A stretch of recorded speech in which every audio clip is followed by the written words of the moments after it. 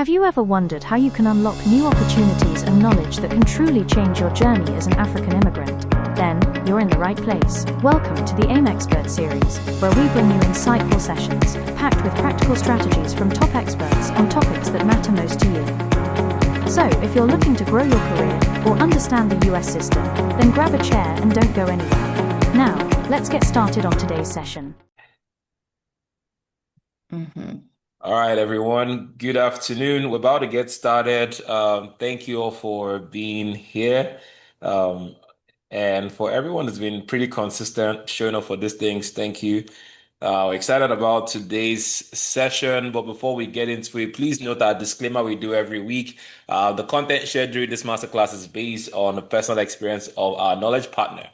And everyone is encouraged to engage actively, verify information independently, and apply insights in ways that suit your individual circumstances. AB is not responsible for any decisions or outcomes resulting from the information provided. Basically, not serious. Today we have an excellent speaker, a member of the AIM family, one of our knowledge partners, Leticia Toplo. Did I say it correctly?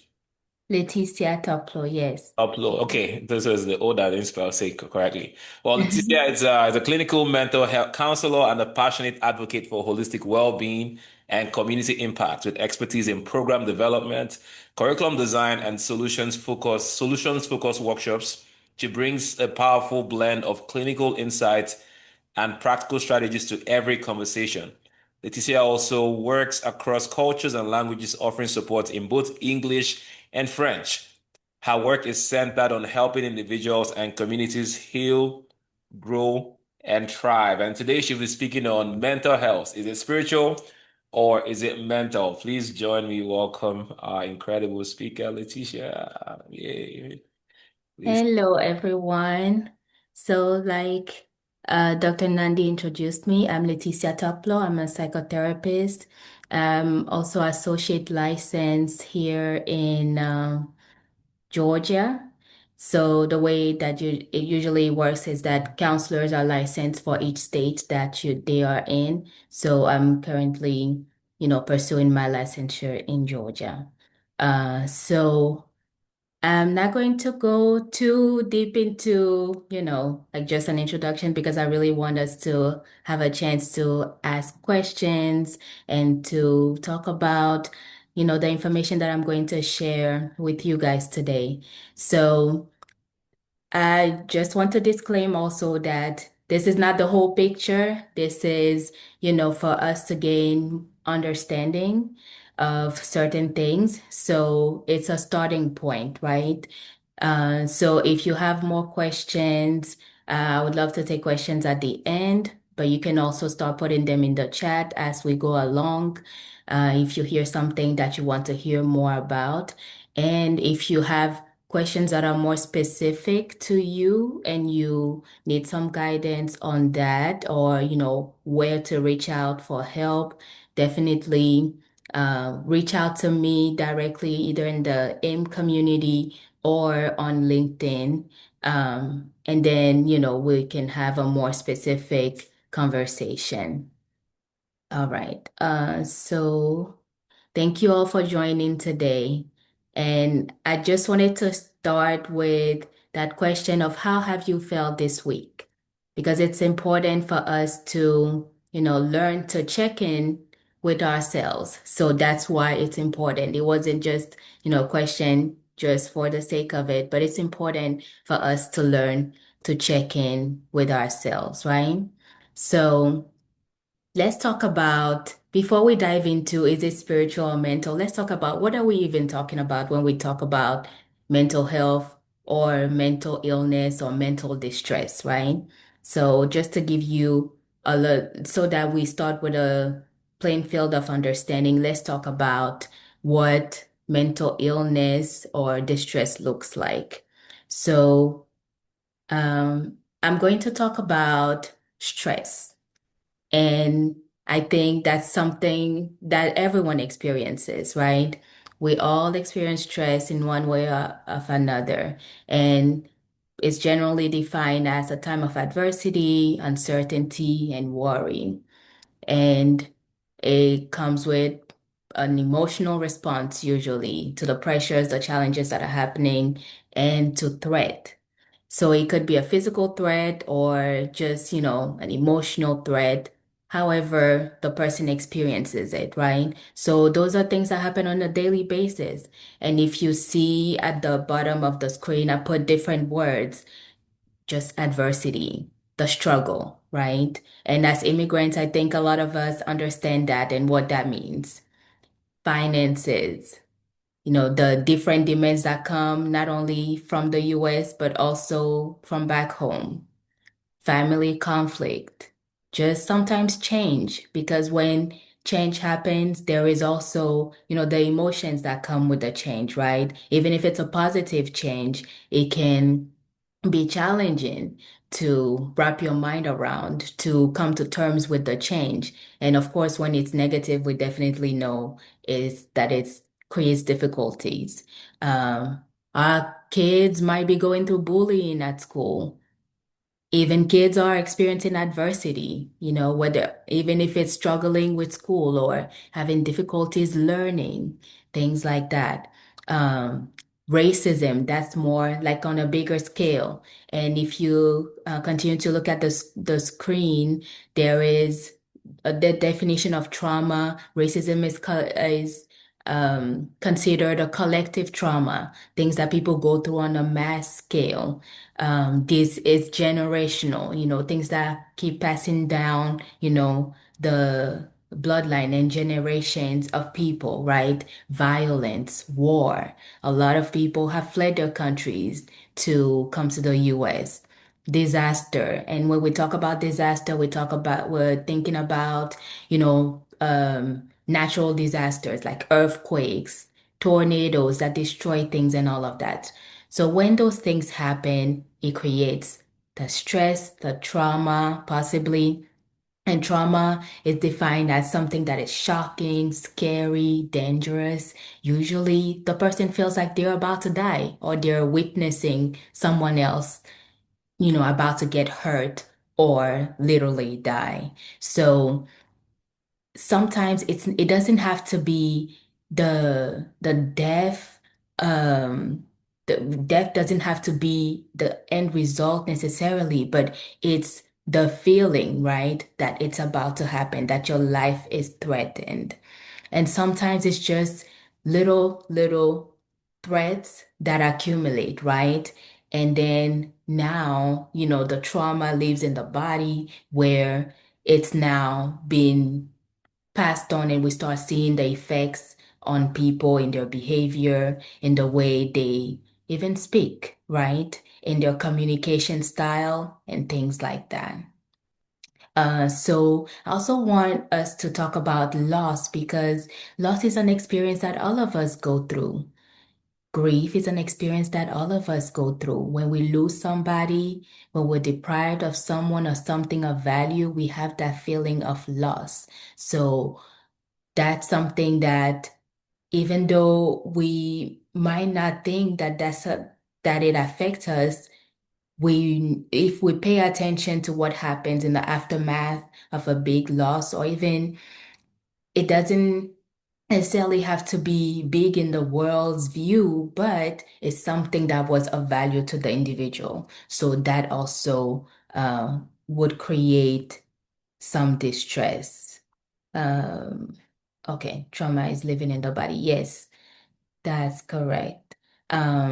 So I want to talk about trauma just a little bit, because a lot more counselors in the psychology field are believing that trauma is something that one way or another people go through. If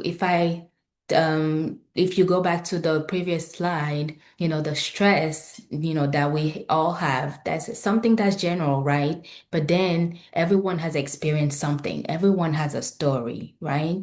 So even if you just take the word trauma, it's the Greek word for wound, shock, or injury. So it's a wound. Just like you will have a physical wound, it's more of an emotional, a psychological wound, right?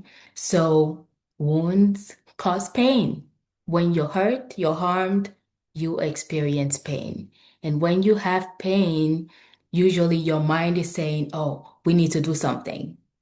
There's a physical response, there's a psychological response, there's an emotional response. There's a demand for a response because your mind is saying, oh, we need to fix this, we need to do something about it, right?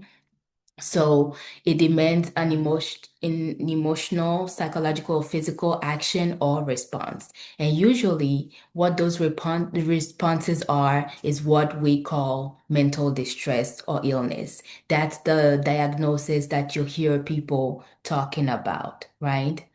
And I think this definition of trauma, which is of a counselor is that I really admire, I admire her work and the way that she talks about trauma and provides, a platform, not a platform, but a framework to promote healing that's very holistic, that covers a lot of bases. So this definition says that trauma is any event outside of your control or power or conscious choice which contradict your expectations, beliefs, values, identity to the point that it raises your stress to toxic levels and creates unacceptable losses.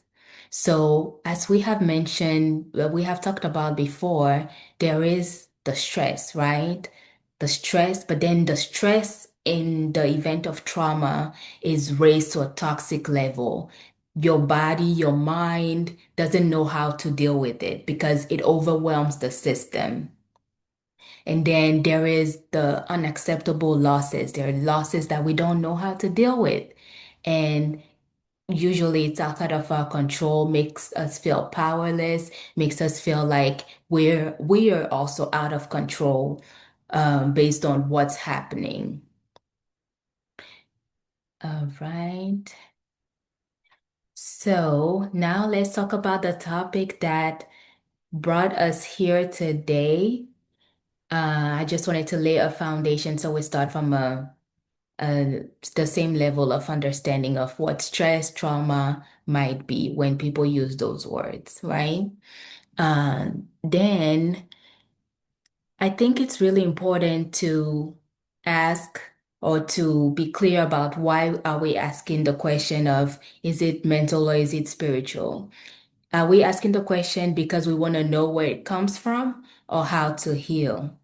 So, if we're asking the question of is it spiritual, I think the common thread that we would find, whether people are talking from spiritual, religious perspective or from a scientific perspective is that it comes from something that's invisible to the naked eye, right?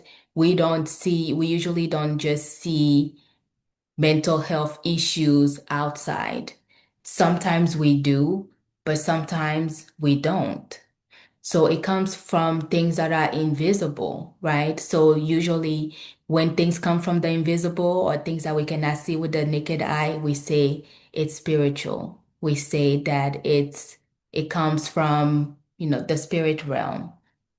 And then when it comes to spirituality also, like I will talk more about the Christian worldview because that's my background. That's what I believe in. So that's what the lens that I come from. So I want to make sure that I disclaim that before I go forward.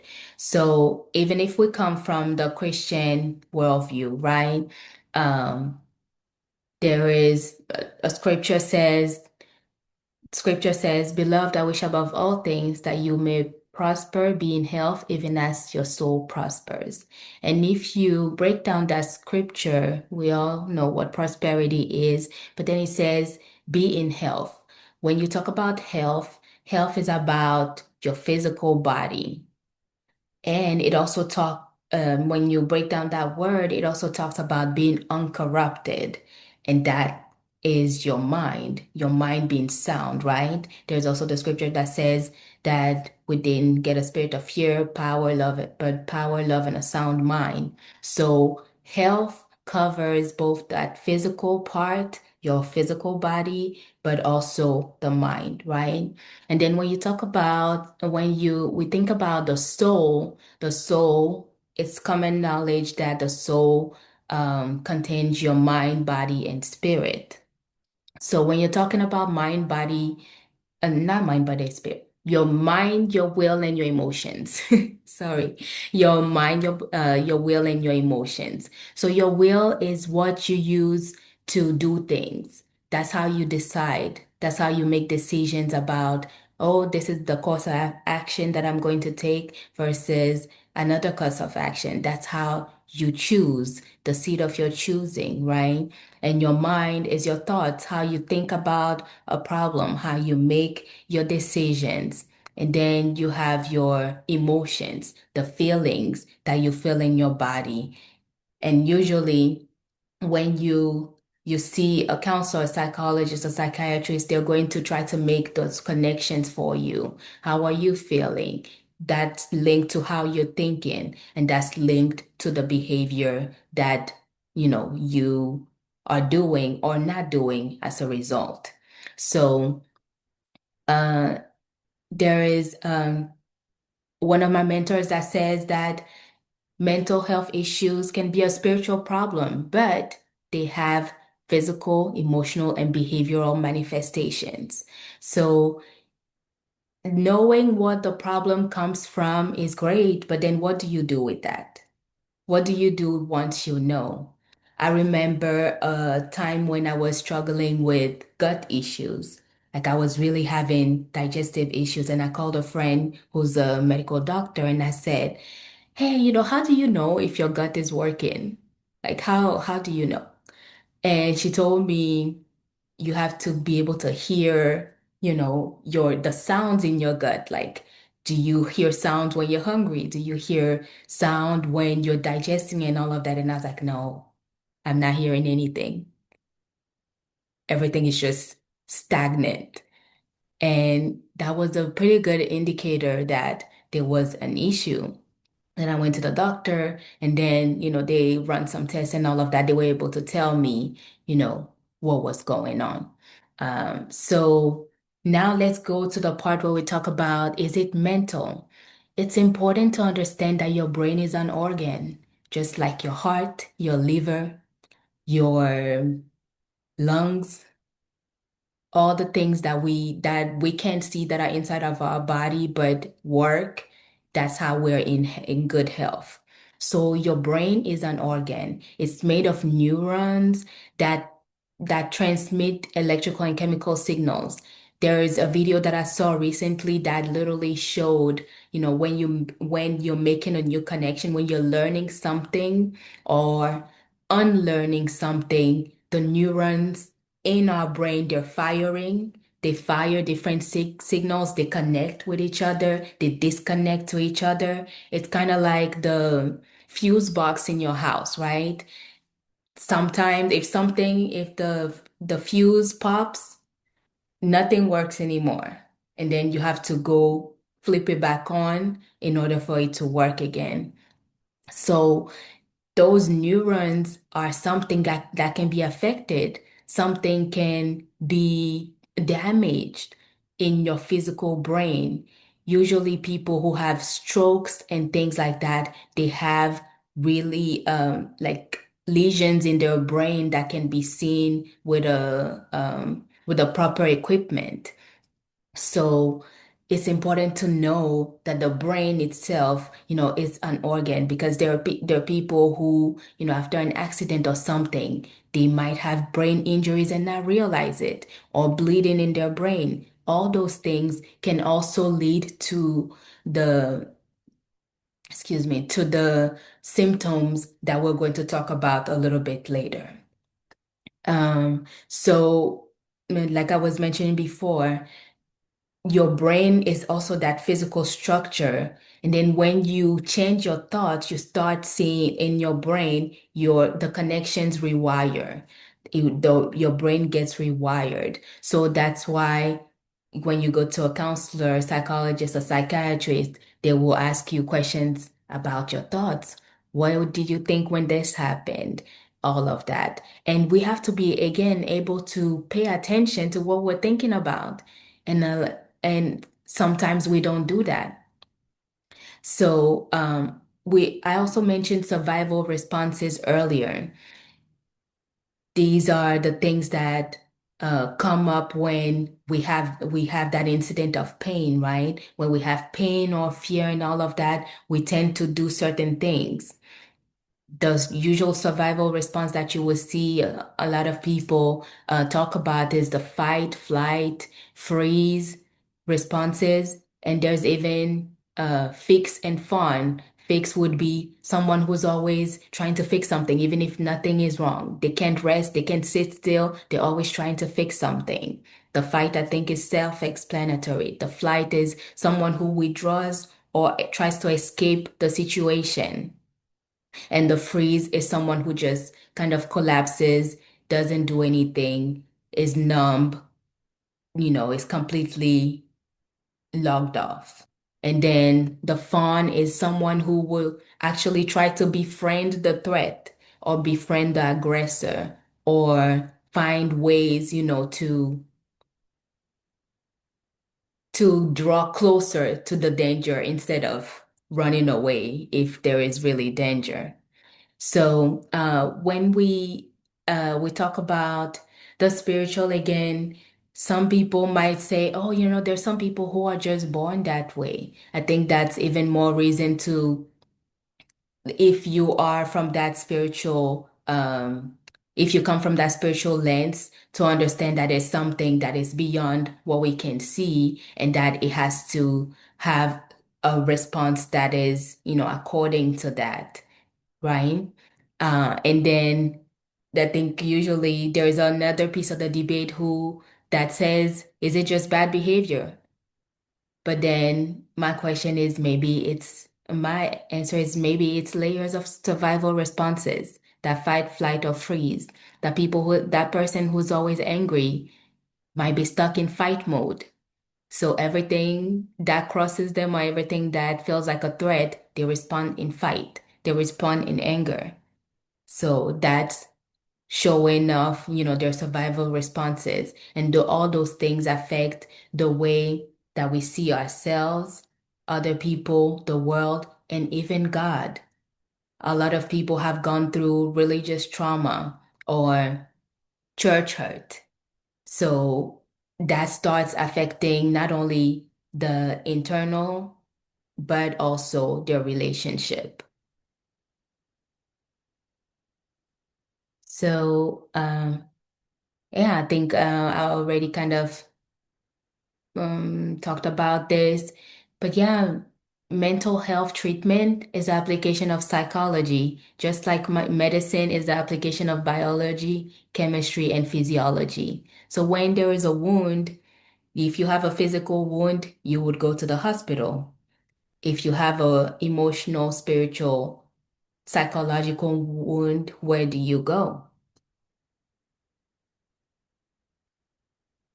And if you have any questions, please put them in the chat. So here we go. Where do you go is a really great question. And I think it goes back to the main question of, is it spiritual? Is it mental? I think the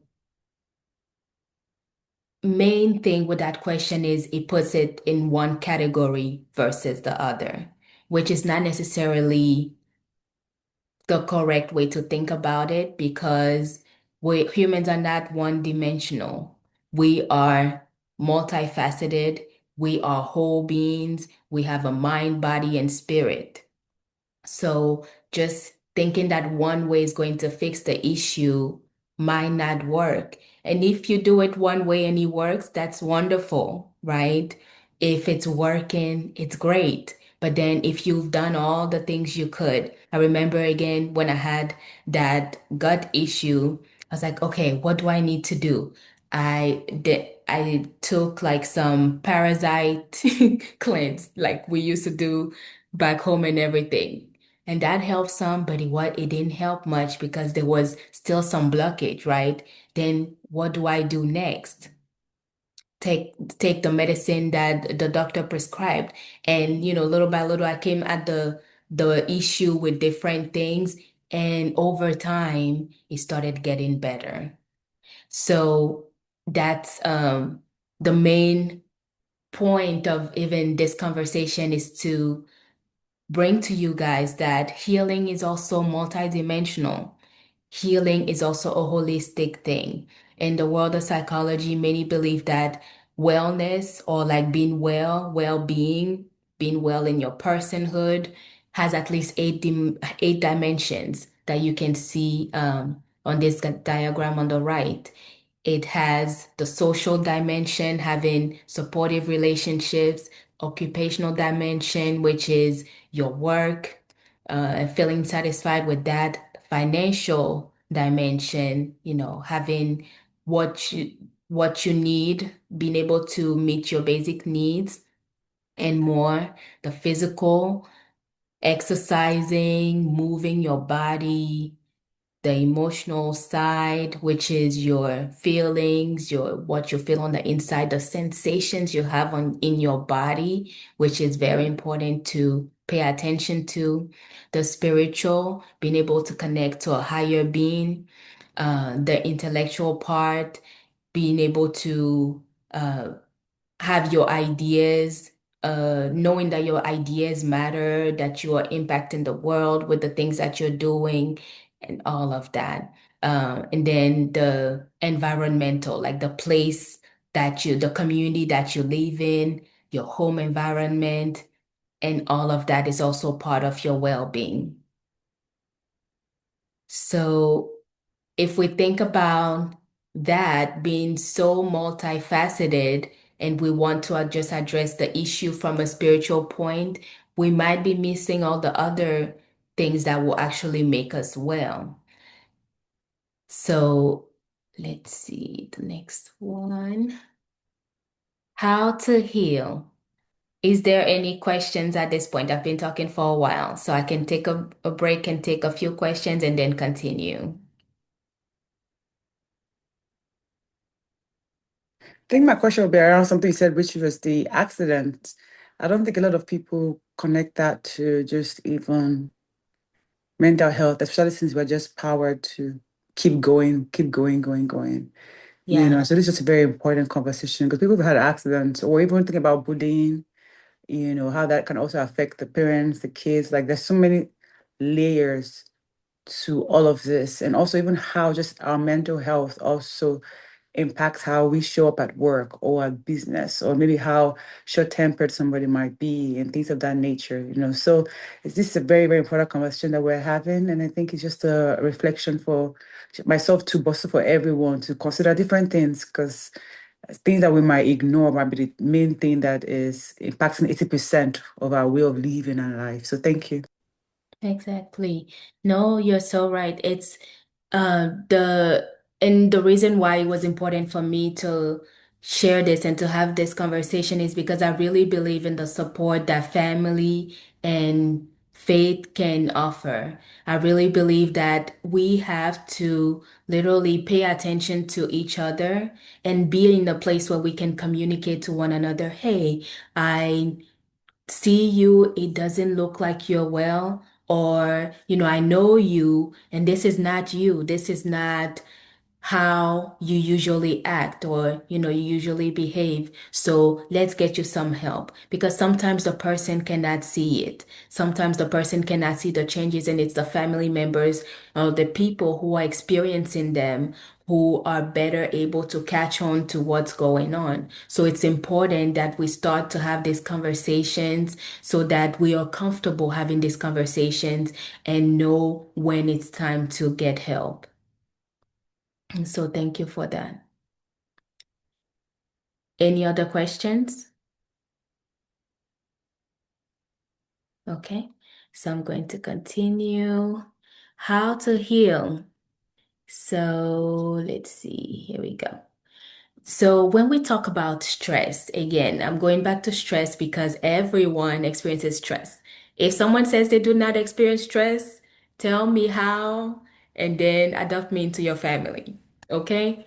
So the diagram that you see here is kind of just a picture to explain, how stress evolves. So eustress is just stress that we experience on a daily basis, and a little bit of eustress is even good to a certain extent. That's the power power part that makes us do things, go to work. You may feel a little stressed when you wake up in the morning, but you still get up and go because you know you gotta pay those bills.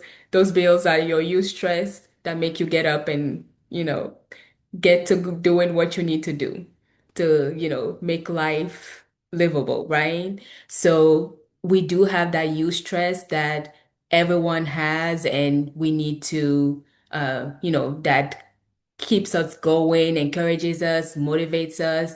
We might feel it when we are doing something new, something important, and all of that. So we all feel that, right? The low tightening in the chest sometime, or like uh, needing to take a breath to calm down. So we all experience that, and it's a normal feeling, a normal reaction to changing circumstances.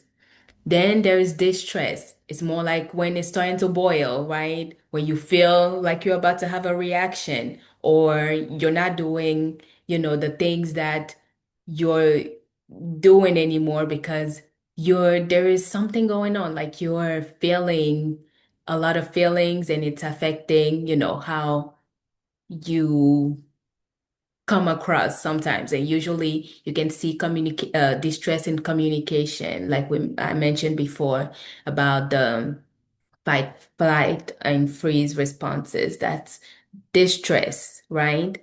Then there is the disorder. That's when the pot has boiled over and it's burning. Like the stove is turned on, it's boiling, if it continues to boil, it's going to dry out, something is going to explode. That's the disorder part. That's when the reaction that the person has had to the events that happened to them starts interfering a lot with their ability to function, their ability to go to work, their ability to do the things that they do on a daily basis. When people are not, taking care of themselves anymore, showering, and doing meeting their basic needs, not eating, all these things, right? So again, you see how it starts with something internal, but then it starts manifesting on the outside. And what is really important to consider is the time. How long has this stress been, have I been feeling this stress? And what is the impact on the areas of well-being? The well that we talked about earlier, is this now impacting my work? Is it impacting my spirit, my relationship with God? Is it impacting my social relationships? Is it impacting my family? When multiple areas are impacted, your biology, your body, is it in fact impacting my body? Am I feeling things? Is it now headaches? Is it transforming into other things? That's when you know that it is time to seek help. Okay. So once you know, once you know what's happening, or once you know when to ask for help, it's important to know what is happening. And this is just like a screen to just touch on different points. There is way more to it. This is a starting point. Again, I want to make sure that that's clear. So, and it's also not, disclaimer, it's also not so that anyone can diagnose themselves with anything, because there needs to be tests, assessments, and professional opinion in order to make the difference between what is what. Because again, if we go back to the brain could be the one that's injured. And then you see all these symptoms that's becoming a cluster of things, and it's not necessarily the one or the other that is on the screen, right? So again, this is just a starting point. And when you know what is happening, knowing what is happening again is important because your well-being starts with self-awareness. You have to start paying attention to yourself, paying attention to what's going on the inside. And once you know what's going on the inside, you can now take action for change.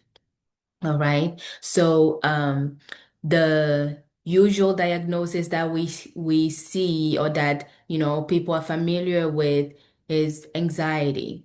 Like when you talk about anxiety, for example, it's a physiological response. There's things happening on the body level. There's tension in the body. There's different things happening, right? And then there's also worry related to the future. There is the thoughts. So, and then there's more criteria, of course, for to get a diagnosis, but these are signs and symptoms that the person has. And only one doesn't mean the person necessarily has this diagnosis, right? And again, all these different diagnoses are responses to those survival responses, the response that the mind gives to the pain and the event that has happened in the past, right?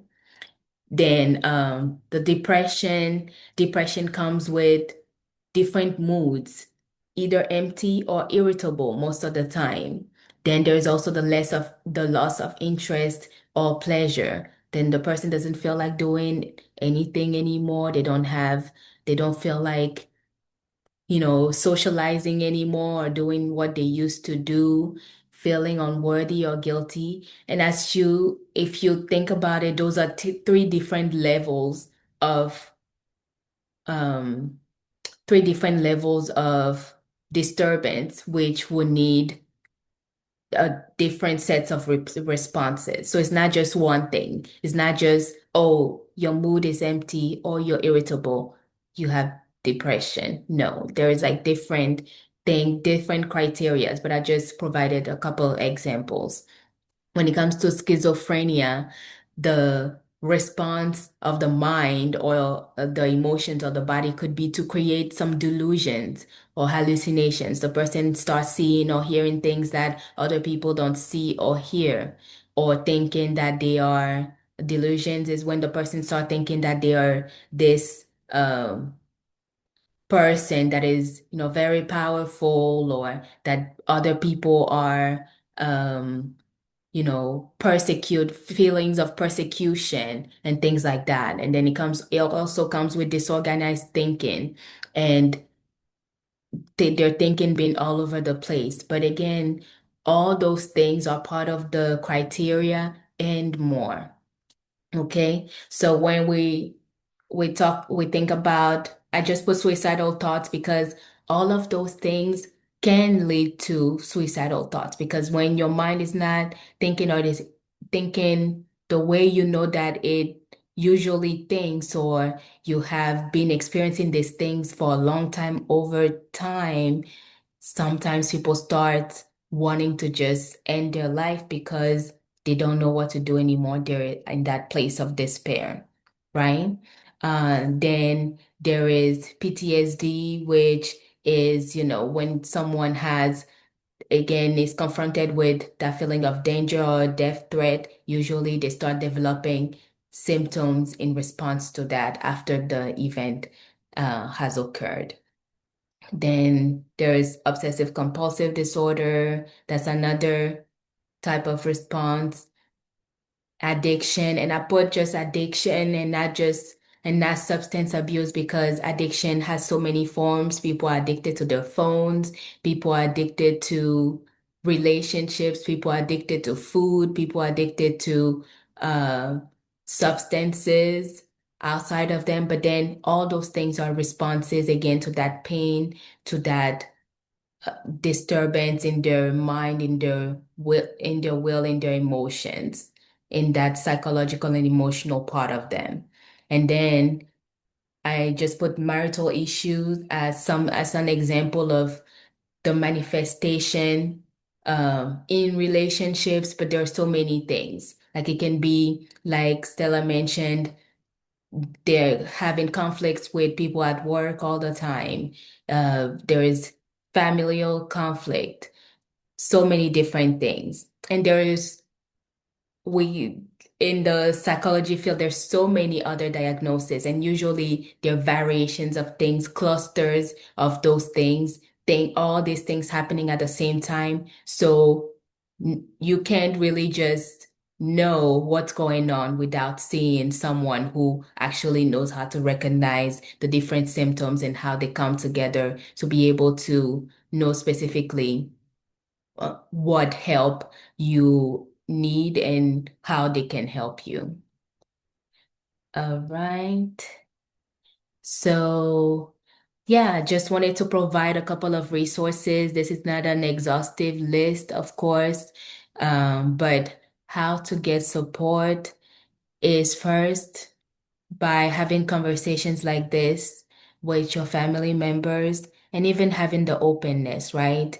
Because I think something that is a big obstacle in our communities is the fear because we don't understand what's going on, but also the fact that some people, even though they're struggling, they will not ask for help because of either, some cultural norms that don't allow that, or where people feel like, oh, I'm the man of the house, I can't show weakness, or, everyone is dependent on me, so I can be down. But all those mindsets actually keep people stuck and keep people hurting and hurting other people as well. So just a couple of resources. If anyone is having thoughts of suicide, there's a hotline called 988, and they can actually come it's a mobile crisis line, so they can actually come to the person and do an assessment. If, of course, if it's something that's more imminent, something that there is immediate danger, always call 911. And there is also, or take the person to the emergency room and they will know what to do. At that point, if the person is already in crisis, there is not much that you can do, but there are people out there who can really help. So there's also Psychology Today, which is a website where you can find, a counselor for yourself. But again, that goes back to the self-awareness part where you have to know what's going on and you have to be, um, and sometimes we don't know, right? And that's where it's good to start asking questions, to do some research, and to sometimes just pause and think about what is bothering me the most right now. Because even as you go on Psychology Today, you're going to have to select someone.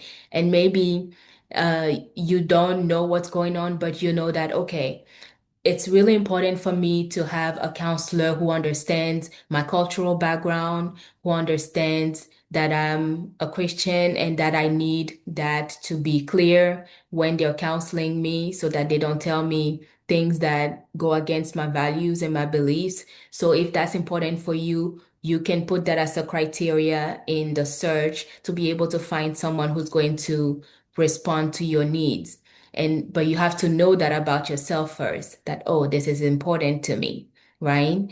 And of course, I'm not saying you have to know if you have anxiety or depression. No, that's not what I'm saying. But you have to at least know what's going on. If your issues are more familial conflict or, conflict with people and all of that, you might benefit more with someone, from someone's expertise that does family counseling or specializes in marital and relationship issues.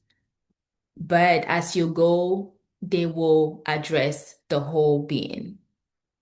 Most clients will address the whole being and ask you questions about your life in general, not just the issue that you come with. So also be reassured that, it's not going to box you in necessarily, but at least it will give you a starting point to be able to find someone who will respond to your needs.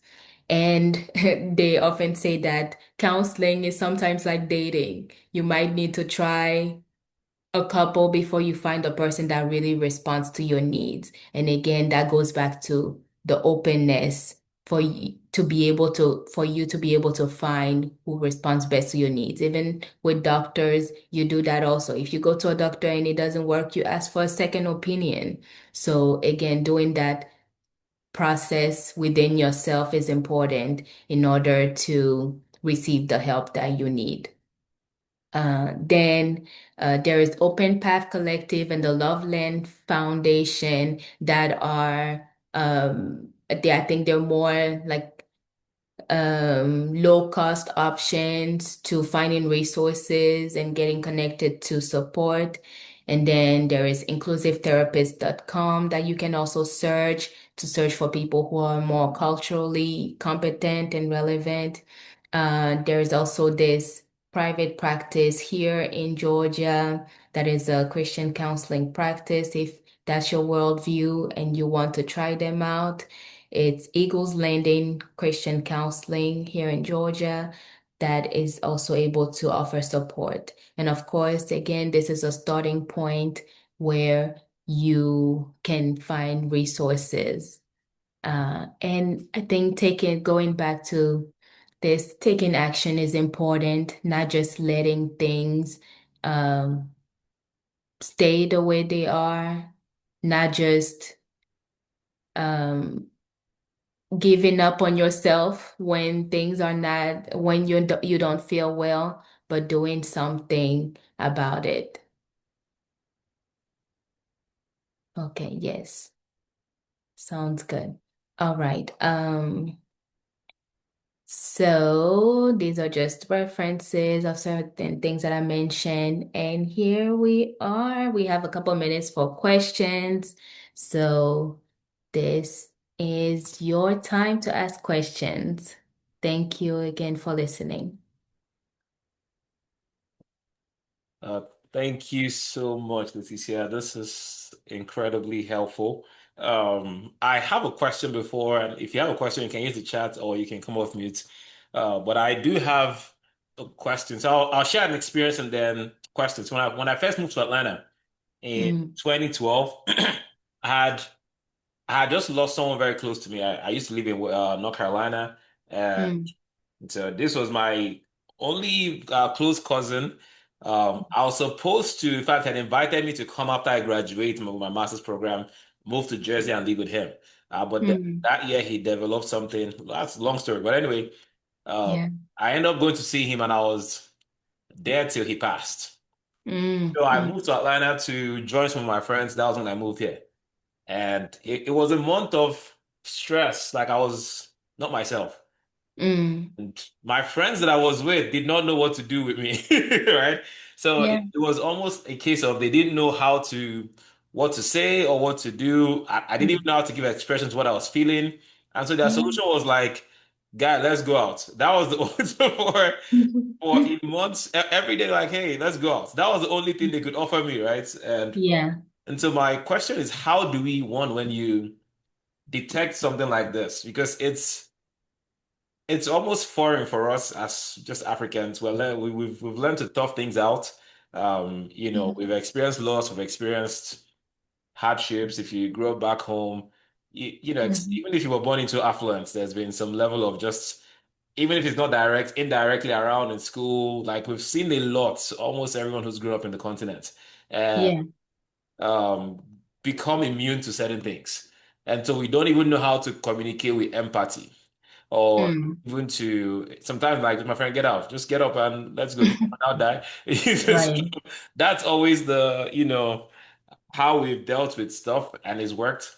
Mhm. And so I guess, how do we learn to pay attention? How do we learn to really step in and help? I could have really used some and I'm not even shading my guys. They did a good job. They did the best. They really cared. They just didn't Yeah. know what to do with me. They didn't know what to how Mm. to give expression to it. And it's been reversed for me before too, where I didn't know what to do. Where Mm. I had close friends who were dealing with stuff, who lost people, and I froze pretty much because I didn't know what to say to them or how to comfort them, or even what they were dealing with was so confusing in a sense. Like, okay, how do we navigate Mhm. this situation here? Um, so Yeah. I guess I don't even know what I'm asking the question correctly, but how do we learn to have more empathy? Mm. How do we equip ourselves with the skills to help people in this, whether it's going through loss or depression, or just not rough it up like we're used to, because it might not be the solution the people need. Right. And thank you for sharing that experience and asking that question. There is multiple things that I'm hearing. I think the first thing is when something like that happens, right? The people freezing is a normal reaction. It's part of that survival response, right? Because you don't know what to do. You kind of just like pause, and that's a normal reaction. But then there's also when it comes to building empathy, it starts with you because you have to be able to recognize what's happening with your own self to be able to recognize what's happening with other people. And it's a muscle that you build over time by paying attention to yourself, by knowing, by acknowledging to yourself, this is how I'm feeling in this moment. And in counseling and therapy, that's a lot of building that muscle to be able to understand yourself first, and then you're able to better understand other people. And the response is not always perfect, even when you have the empathy muscle built, right? The response is not always perfect, but usually sitting with that person and sitting with the distress with that person and them having a present is important, right? And meeting their basic needs is important. And, that's what your friends did for Yeah. you that time, right? So, and also it's important to note how long the state of that emotional state is consistent for. How long is it taking?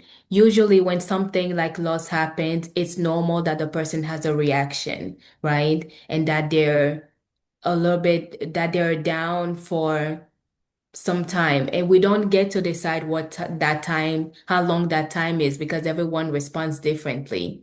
But now, where you need to start asking for help or reaching out and asking for a different opinion is if it's lasting more than a certain amount of time, if it's now impacting the person's ability to function on a daily basis, if they're not, taking care of themselves anymore and all of that, even before then, it's good to ask for help.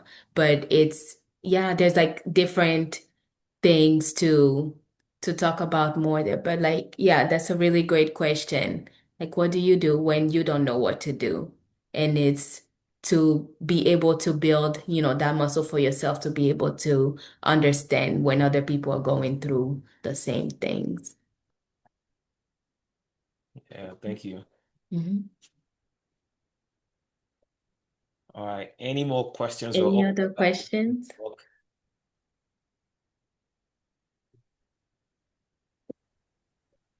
I have a I have a question. Mhm. I'm just gonna like really formulate it. It's a two-part question, but this is something that has been on my mind.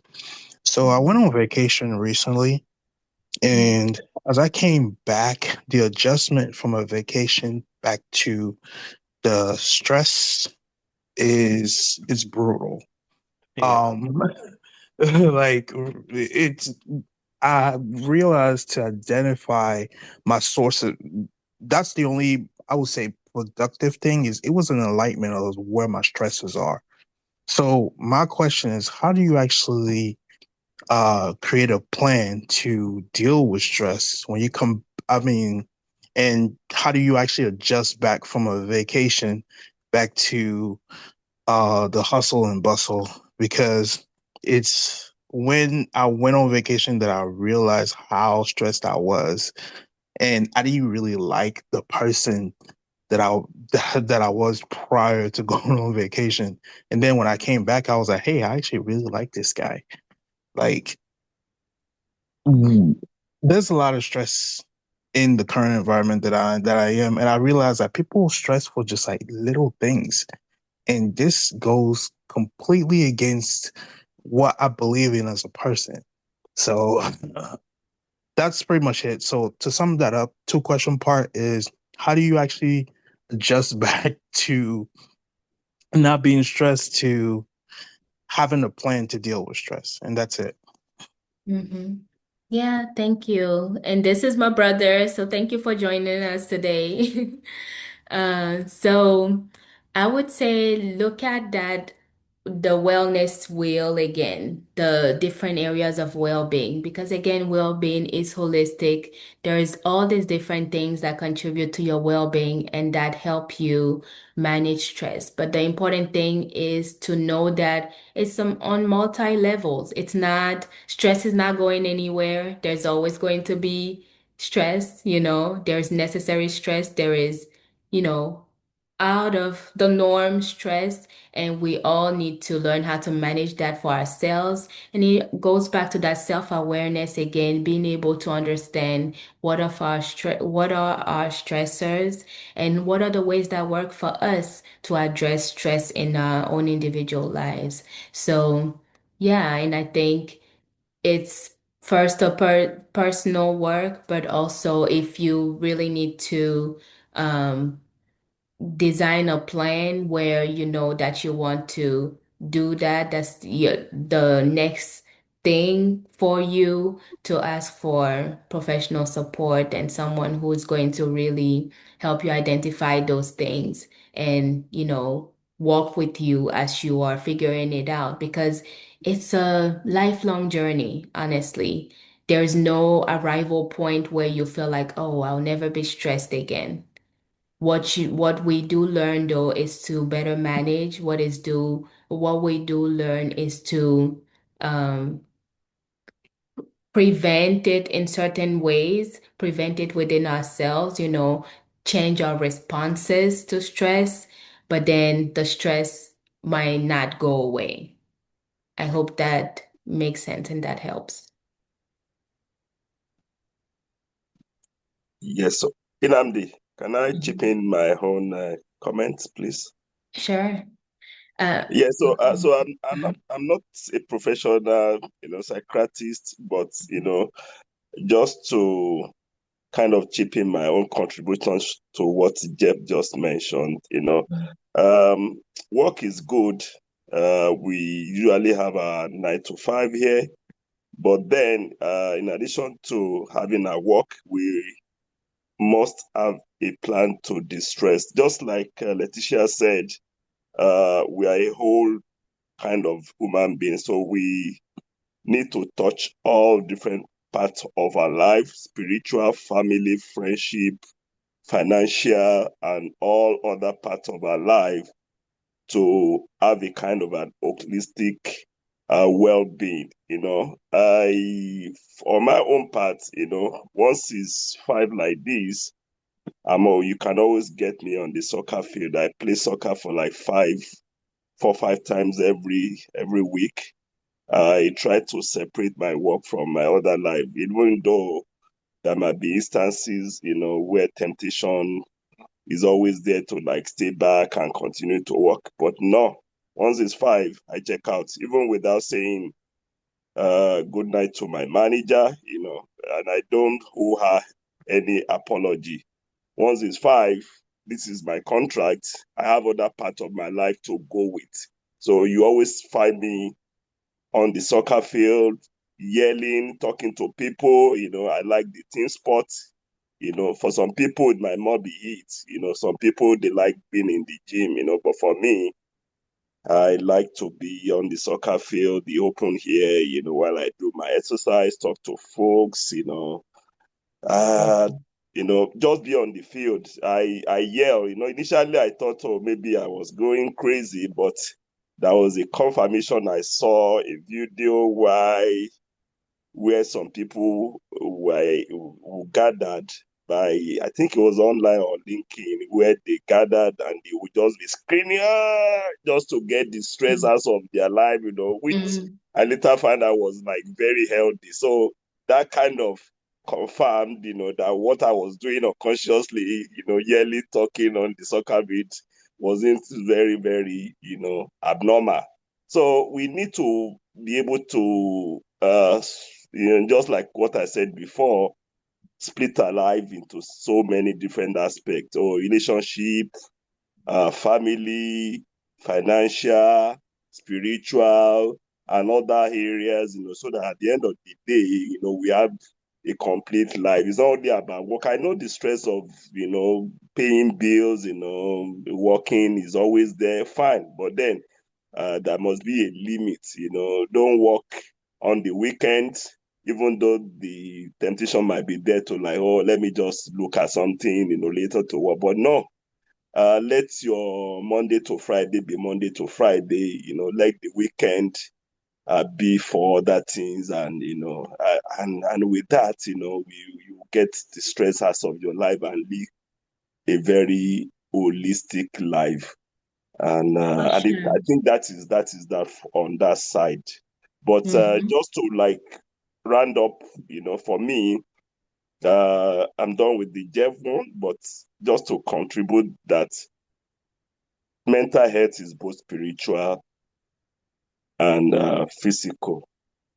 I've seen a lot in life to the different experiences that I can't share here to allude to the fact that there is the spiritual, side of, mental illness. So, and that is it for me. Thanks. Yeah, and I think, Mr. Olu, thank you for your contribution. What you were talking about is having boundaries. And it's important to have boundaries. And what we would do in counseling, for example, is not just saying it's important to have boundaries, but why go back to why is it that this person does not have boundaries? And usually it's a lot of things that contributed to that, right? And those are things that we talk about more as part of counseling. So also the reason why we usually keep responses general is because everyone has a different lifestyle, everyone has different things that impact them. So it's important for the person to find what works for them. And sometimes that takes a long time, especially when people have been powering through for a long time and not paying attention to themselves. So that's where we come in. Thank you all for participating in this conversation, and I look forward to having more. It's always great to see what people are. Okay, someone put something in the chat. Let me see. Okay, also remember work will replace you in 2 seconds if you're gone due to stress or work with that in mind, for sure. That is very true. So taking care of ourselves is important. Taking care of ourselves and our loved ones is very, very important. So yeah, let's keep taking care of each other and we hope to see you again soon. Right. Oh wow. This was a mini therapy session. Hopefully everyone got something out of it. Thank you all again for coming. All right. Namdi, you might be on mute if you're speaking. Okay, go I ahead. totally was on mute. I should be. Thank you so much, Leticia, for this session. It was incredible. And if you still have questions, please, you can always reach out to our knowledge partner within the community. And Leticia, if you want to share your details in the chat as well, whatever you want to share, how they can get in touch with you. So anybody who wants to maybe couldn't share some things and want to have more conversations, they can reach out. But we'll take a few quick announcements and then we'll wrap up. Thank you all for hanging in and staying with us. Next week, there's no masterclass series because it's Thanksgiving. We're going into Thanksgiving week, so we're off next week and we'll be back the following week for the last one for the year. So it's going to be, please everybody, let's all show up for that last one. It's going to be a family gathering. Let's gather the important information shared. We have something really huge coming up to begin the year. We're partnering with a major organization here in the US in Atlanta, and they're doing something for us, for our community. And so we'll be sharing those details 2 weeks from now. We might announce it before during our email list. So if you're not in the community, please make sure you join. Um, it's going to be a limited amount of people. Right now, they've given us 25 people to bring to that program that they'll be organizing. So please be on the lookout for. We want to get all the logistics first before we make an official announcement. But those who are in the expert series and just the internal people know. So make sure you get plugged in. Join the community if you have not joined it yet. And we have been doing a fundraising campaign over the last week and so, leading up to Giving Tuesday. We do a lot. We've done a lot this year. We've done this masterclass series every week consistently. I'm very proud of the work we've done. Every week we've brought a new experts to come share. We've had three major events this year. We've had mixers. We've done so much this year. And all of this is not powered by air. And for all of our events, we have not charged anything. But we need, if you like what we do, the way to tell us you like it is by supporting us. And so we're openly calling for support. I want to believe we've proven ourselves to you to be good stewards of this assignment and this calling. So please, we encourage everyone. We're looking to next year we're launching our catalyst programs, and that's a more cohort-based transformation. We want to make sure from end to end there are specific pillars that we want to focus on. So for new immigrants, we have something, our Launchpad program that we're launching, people who have been here 5 years or less, making sure they don't make the mistakes that some of us have made, navigating and settling into their new home. For people, we have another one for people in entrepreneurship, starting businesses. That will be, again, a 6 weeks program for them to go through. Then we have another one for advocacy and leadership, people who are interested in exploring, and we should all be part of that anyway. Again, a cohort for that one. And then there's going to be a career reboot program as well for career changers and people who want to navigate, pivot their careers and all of that. So we have this cohort-based transformations that we want to make sure now we're helping people actually change their lives and not just come for an event. We're equipping you, we're taking you through a journey. So that's what we're doing next year. We want to do it for 500 people next year. It's a big goal, but we believe we can do it. And that's why we're soliciting for help from everyone. And so please think about it and consider becoming a partner with us. We've broken it down. We want to do monthly donations so we can at least, we don't do memberships, but we want people to give as they're able to. So we've broken it down. We started from $25 because over the period of a year, you get to that $250 mark. That's where it becomes tax deductible. So we want you to be able to get the tax break out of your giving. So urging everyone to think about it. That's the thing to donate. It will take you to the page. You can sign up to, choose whichever one. And if you just feel like write us a big check and forgetting about it, we are also going to be grateful for that. But either ways, please scan the QR code and definitely come on board this train. We're looking for every support that we can get. But that's all I have for today. I'll leave this QR code on here. Remember, again, next week, Saturday, there'll be no session. We'll be back in 2 weeks, and that'll be the last one for the year. So tell everybody about it. We want to be a full Zoom session that day. We do have our end of year celebration. We'll be sharing the details on that day as well. Please look out for that. Or before then, you'll get the details. It's going to be on December 7th. It'll be an end of year celebration. If you're in Georgia, if you're in Atlanta, we want to see everybody in person. Let's all gather. Let's come and have a blast. Let's have one last dance before I say goodbye to 2026 together. It's been a good year for us. We've done a lot. We've done a lot of work.